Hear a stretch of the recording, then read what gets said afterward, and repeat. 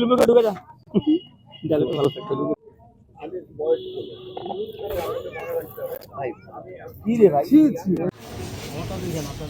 না না ওখানেই থাকবো ওখান থেকে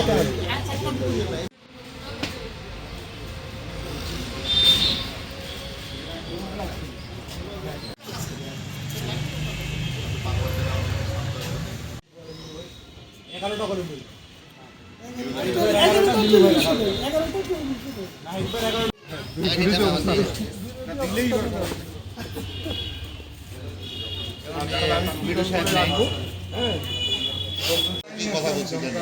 ওরা বলছে আপনি নিজের ঠিকানার কাগজ বানাইলে ওখানে আবেদন করে দিলাম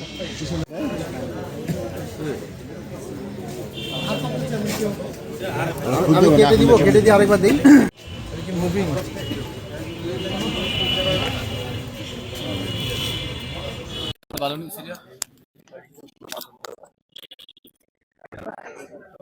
গতকাল তো বলেছি আপনাদের আপনারা নিশ্চয়ই দেখেছেন যে আমরা এটাতে খুব উদ্বিগ্ন কনসার্ন বিষয়টা আমরা মনে করি এটা সরকারের একটা ব্যর্থতাই বলবো যে তারা অস্ত্র উদ্ধার করতে পারেনি এবং এখন পর্যন্ত আইনশৃঙ্খলা পরিস্থিতি সেই রকম একটা উন্নত হয়েছে বলে আমার কাছে মনে হয় না তবে আমি আশাবাদী আমি মনে করি যে এই নির্বাচন চলাকালীন সবাই সেটা ইমপ্রুভ করবে আরও এবং একটা ভালো অবস্থায় আসবে